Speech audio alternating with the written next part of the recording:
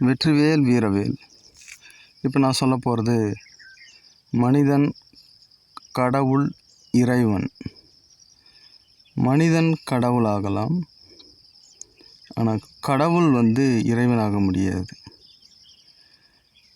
அப்பா முருகா மட்டும்தான் மனிதனாக இருந்து கடவுளாகவும் பின்பு இறைவனாக மாற முடியும். இறைவன் என்பவர் எங்கும் வீற்று இருப்பவர். இறைவனுக்கு உருவம் கிடையாது. ஒவ்வொரு அணுக்களிலும் இருப்பவர். அவர்தான் இறைவன். இப்போ இந்த படைப்பு அப்படின்றோம். படைப்பு வேற, படைத்தவர் வேற கிடையாது. படைத்தவர் படைப்பாக மாறிவிட்டார். இப்போ படைத்தவர் எங்கே இருப்பார்னா, அவர் என்ன படைத்தாரோ அதுவாகவே மாறியிருக்கார். இந்த உலகமாகவே மாறியிருக்கார். அவர்தான் இறைவன். ஒவ்வொரு அணுக்களிலும் இருப்பவர் இறைவன். இப்போது எல்லாருமே கடவுளாக ஆயிடலாம்.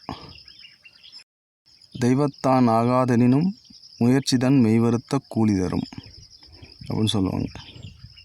என்னென்னா, கடவுள் உங்களுக்கு இறைவன் உங்களுக்கு உங்களுக்கு உடல் கொடுத்துருக்கார், மனம், உயிர் எல்லாம் கொடுத்துருக்கார். ஆனால் நீங்கள் கடவுளாவது உங்கள் முயற்சியின் மூலமாக தான் முடியும். அது கடவுளால் முடியாது, இறைவனால் முடியாது. ஏன்னா இந்த நிலை நீங்கள் முயற்சி செய்வதன் மூலமாக தான் வரும். எடுத்தவொடனே இந்தப்பா வச்சுக்குப்பான்னு கொடுக்க முடியாது. ஏன்னா அதை பிடிச்சிக்கிற சக்தி வேணும் உங்களுக்கு. அதுதான் இந்த ஆன்மீக பயிற்சி. அந்த சக்தியை எப்படி கிடைக்கும் அப்படின்னா, போயிட்டு வரம் வேணும் அப்படின்னு சொல்லிட்டுலாம் நீங்கள் யாகம்லாம் பண்ண முடியாது, மந்திரம்லாம் சொல்ல முடியாது. அது இந்த பயிற்சியின் மூலமாக பல இன்னல்கள் மூலமாகவும் அந்த சக்தி உங்களுக்கு சேரும். ஆழ்ந்த அமைதி, மனம் அமைதியாக இருக்கணும். அப்புறம் ஆன்மா விழிப்படையணும். அப்போ தான் ஆன்மா விழிப்படையணும்னா நீங்கள் ஆன்மாவே மாறுவீங்க. ஆன்மா தான் உண்மை. மனம்ன்றது ஒன்று கிடையாது.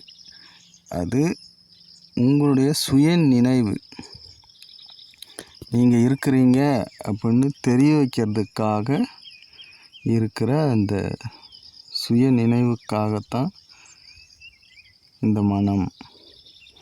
இப்போ அது தெரிஞ்சு போச்சு, இனிமேல் அது தேவையும் இல்லை.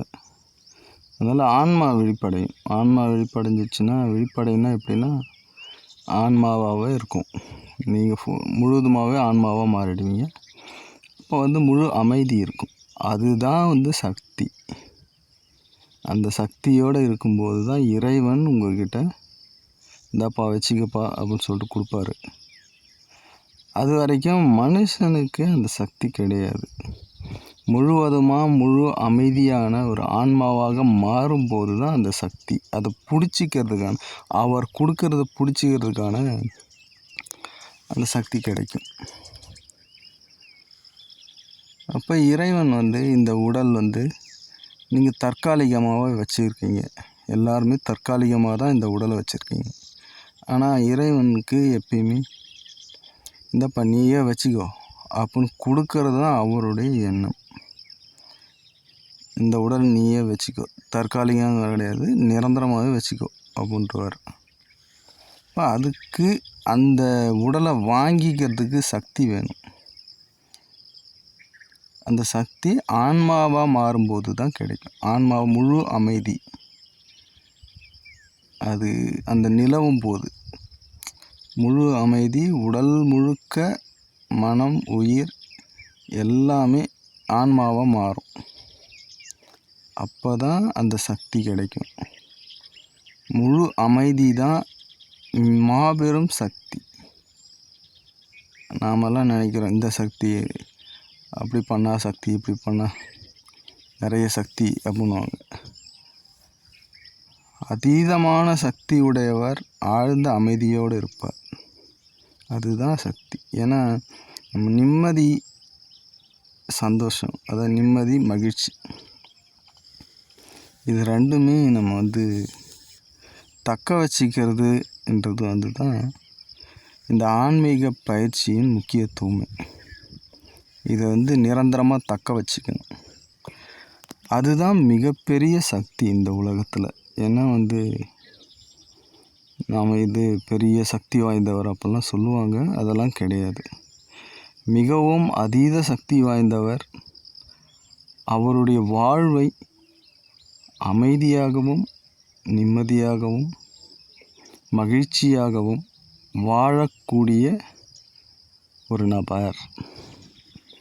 அவர்தான் மிகவும் சக்தி வாய்ந்தவர். நம் மனம் நம்மோடு அதிகமான அலைப்பாயும் போது நமக்கு அந்த சக்தி இல்லாமல் போய்விடுகிறது. இப்போ மனதை, ஐம்புலன்களையும் கட்டுப்படுத்தவர் மனதை கட்டுப்படுத்தவராக இருப்பார். இப்போ ஐம்புலன்களையும் அடக்கி ஆளணும். நம்ம பேச்சை கேட்கணும். அந்த ஐம்புலன்களும் அது விருப்பத்தின் பேரில் அங்கே இங்கேன்னு அலைப்பாஞ்சிட்டு இருந்துச்சுன்னா 4 மூலையிலும் இழுக்கும். ஒரே நேரத்தில் இந்த மனம் 4 பக்கமும் இழுக்கும். எந்த பக்கம் போகிறதுன்னு உங்களுக்கே தெரியாமல் போயிடும். இதுதான் மனம். இதை அடக்கி ஆள்றவங்க ஞானியாக இருப்பாங்க. அவங்க தான் சக்தி வாய்ந்தவங்க. அந்த சக்தியை வச்சு என்ன பண்ண போகிறாங்கன்னா, அமைதி, நிம்மதி, மகிழ்ச்சி, இதுதான் ஆன்மீகத்தின் குறிக்கோள். இதை நோக்கி தான் பயணம். மொத்த ஆன்மீகமும் அமைதியையும் நிம்மதியையும் மகிழ்ச்சியும் தேடி தான் போய்கிட்டுருக்கு. இந்த மனம் என்னன்னா அலைப்பாயும்.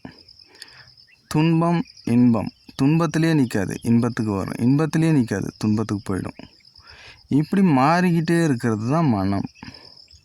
இந்த மனம் இல்லாமல் போய் ஆன்மா விழிப்படையும் போது, ஆன்மா மட்டும் இருக்கும்போது நாம் துன்பத்திற்பக்கம் போக வேண்டிய அவசியம் இல்லை.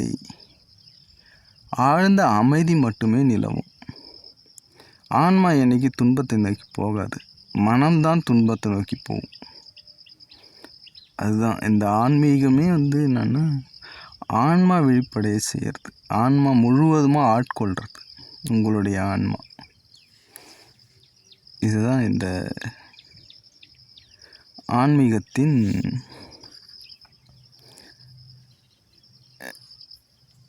பலம். இப்போ இறைவன் எல்லா இடத்துலையும் இருக்கார் அப்படின்னா எங்கே இருக்காருன்னு கேட்பீங்க. இறைவன் என்ன படைச்சாரோ அதுக்குள்ளே தான் இருக்கார். அவர் உருவமற்றவர். உருவமற்றவர்னால் எப்படின்னா, அவர் உருவம் இருக்குது, ஆனால் அது ஒரு அணுக்களுக்குள்ளே இருக்குது. அந்த அணுவை நம்ம கண்ணால் பார்க்க முடியாது. அவருடைய முழு உருவம் ஒரு அணுவில் இருக்கிறது. எல்லா அணுக்களிலும் சேர்ந்தது தான் இந்த உலகம். இப்போ எல்லா அணுக்களிலும் முழுவதுமாக இருக்கார். அதை நாம் பார்க்க முடியாது இல்லையா? ஆனால் கடவுள்ன்றவர் மனிதனாக இருந்து வாழ்ந்து பல துன்பங்களை அனுபவித்து எல்லாவற்றையும் விட்டு எதுவுமே வேண்டாம் என்று விட்டு கடவுள் நிலையை அடைபவர்கள். கடவுள் நிலைன்னா அவங்க ஒளி உடல் பெறுவாங்க. ஏன்னா எல்லாத்தையும் ஏதாவது வச்சுக்கிட்டிங்கன்னா அதுக்கப்புறம் உங்களுக்கு கடவுள் நிலை கிடைக்காது. என்னுடையது எதுவுமே சொல்லக்கூடாது நீங்கள்.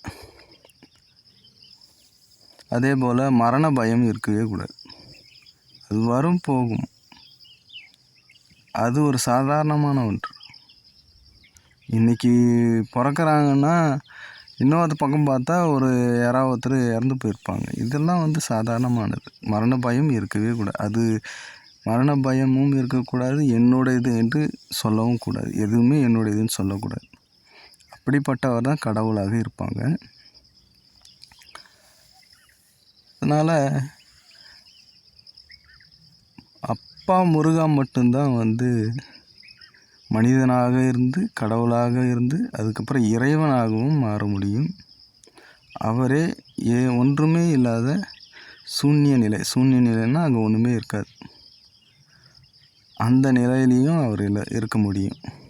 அவர் தான் இருக்க முடியும். மற்றவர்கள் எல்லாரும் கடவுளாக முடியும். அவ்வளோதான். இந்த பிரபஞ்சம் அழியும் போது அது அழியறதுக்கு எண்ணற்ற வருட காலங்கள் உள்ளது. அது எண்ணவே முடியாது. இது இப்போ தான் ஆரம்பிச்சிருக்கு. இந்த பிரபஞ்சமே இப்போ தான், இது ஒரு குழந்தை. இந்த பிரபஞ்சமே இனிமேல் அது வளர்ந்துக்கிட்டே போகும். அப்போ இந்த பிரபஞ்சம் என்று அழிகிறதோ அன்று எல்லாமும் அழியும். இருக்கிற கடவுள்கள், இந்த பிரபஞ்சம் எல்லாமே அழிந்து அதுக்கப்புறம் முருகப்பெருமான் மட்டும்தான், அப்பா முருகன் மட்டும்தான் இருப்பார். அவர் இருளில், அதுக்கப்புறம் இருள் தான் இருக்கும், எதுவுமே இருக்காது. அவரை சுற்றி இருள் மட்டும்தான் இருக்கும். அப்புறம் அவர் இறைவனாக மாறுவார். நன்றி. வெற்றிவேல் வீரவேல்.